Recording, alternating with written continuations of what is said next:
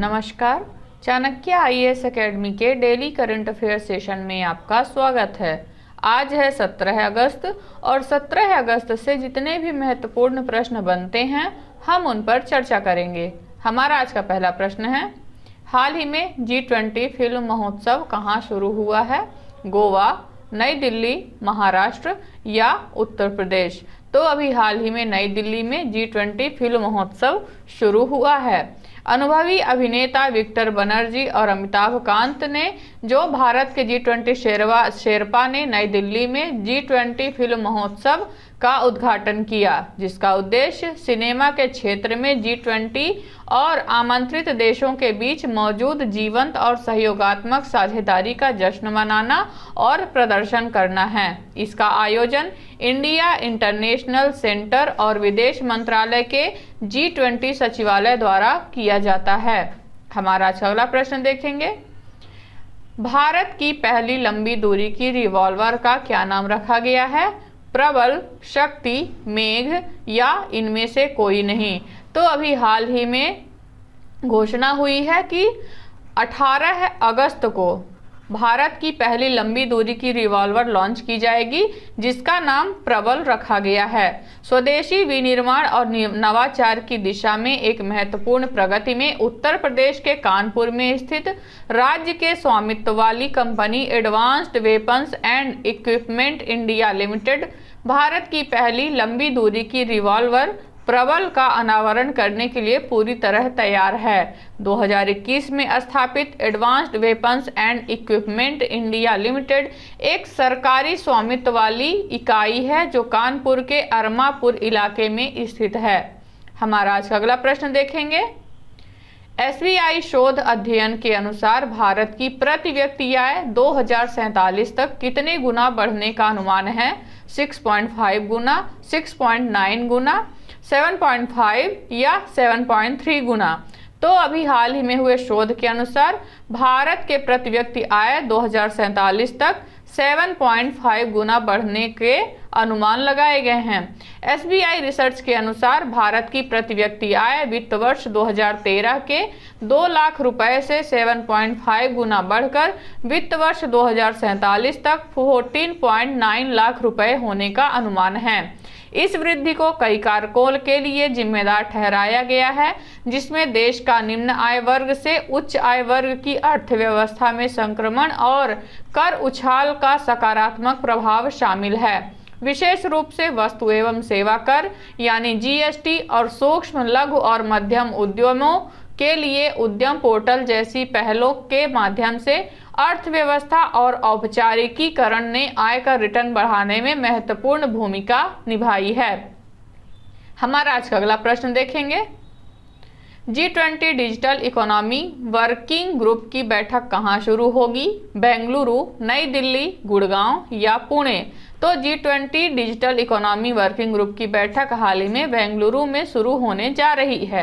G20 चौथी digital economy working group और digital economy मंत्री स्तरीय बैठकें 16 से 19 अगस्त तक बेंगलुरु में आयोजित की जाएंगी, जिसका उद्देश्य डिजिटल सूचना, नागरिकों को सेवा वितरण और डिजिटल अर्थव्यवस्था के विकास से संबंधित विभिन्न मुद्दों पर चर्चा करना है। विभिन्न G20 सदस्य देशों और अतिथि देशों के नवप्रवर्तकों को पहचानने और समर्थन देने के लिए 17 और 18 अगस्त को डिजिटल इनोवेशन अलायंस शिखर सम्मेलन का भी आयोजन होगा।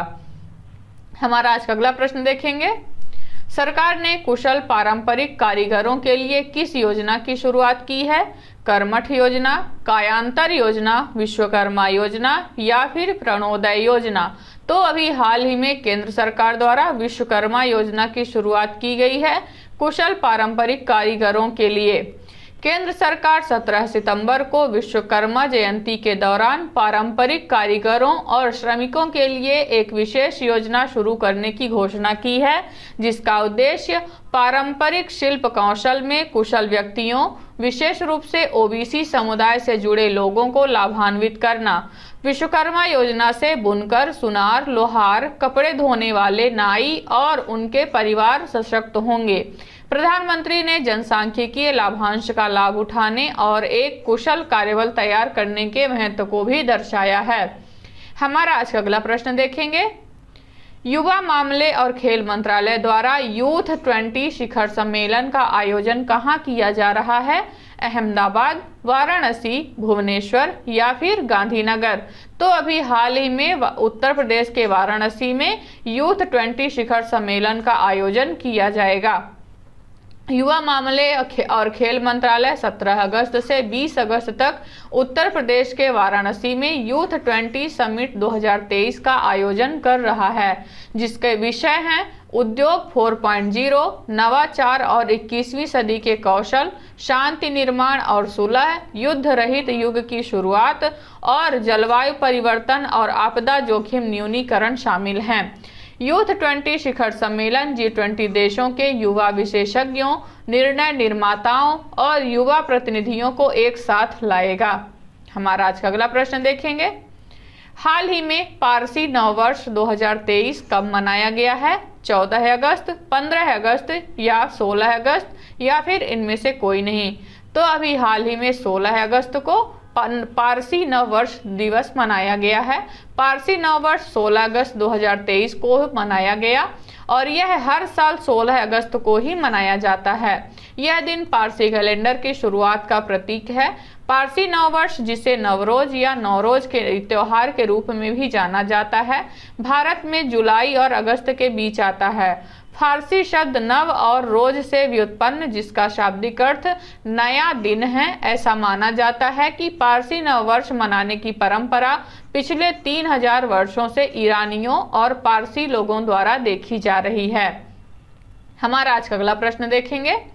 हाल ही में भारत और किसके बीच स्थानीय मुद्रा में पहला कच्चे तेल का लेन देन हुआ? यूएई, वेनेजुएला, सऊदी अरब या फिर कनाडा?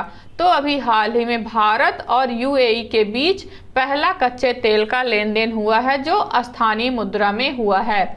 नव क्रियान्वित स्थानीय मुद्रा निपटान यानी LCS प्रणाली के तहत पहला कच्चे तेल का लेन देन Abu Dhabi National Oil Company और इंडियन ऑयल कॉरपोरेशन लिमिटेड के बीच हुआ। लेन देन के लिए भारतीय रुपए और संयुक्त अरब अमीरात दिरहम दोनों का उपयोग किया गया था। भारत और यूएई के बीच मजबूत तेल और गैस संबंध हैं और यूएई भारत की ऊर्जा सुरक्षा के लिए एक प्रमुख भागीदार है। संयुक्त अरब अमीरात कच्चे तेल का चौथा सबसे बड़ा स्रोत है और भारत के लिए LNG और LPG का दूसरा सबसे बड़ा स्रोत है। हमारा आज का अगला प्रश्न देखेंगे। INS कुलिश ने कहाँ 77वें स्वतंत्रता दिवस के जश्न में हिस्सा लिया है? मलेशिया, सिंगापुर, इंडोनेशिया या फिर इनमें से कोई नहीं? तो अभी हाल ही में INS कुलिश ने सिंगापुर में 77वें स्वतंत्रता दिवस के जश्न में हिस्सा लिया है।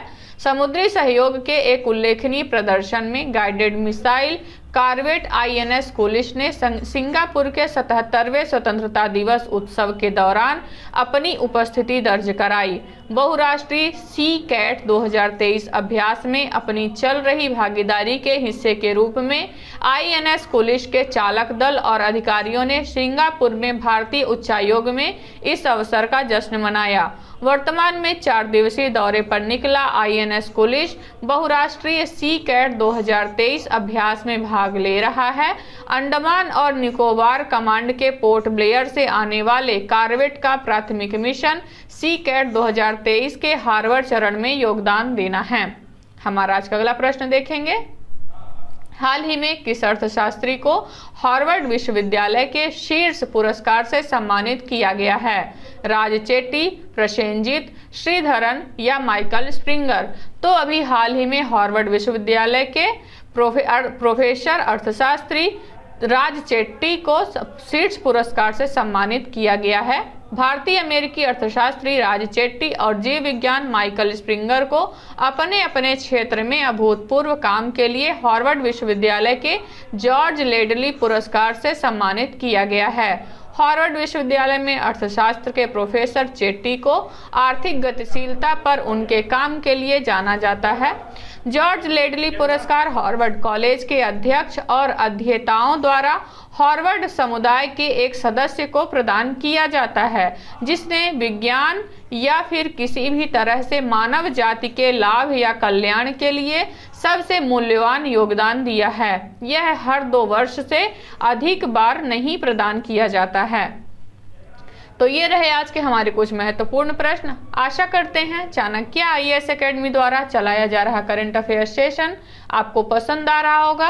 हमारे ऐसे और भी कंटेंट से जुड़ने के लिए चैनल को सब्सक्राइब करें और बेल आइकन दबाना ना भूलें। धन्यवाद।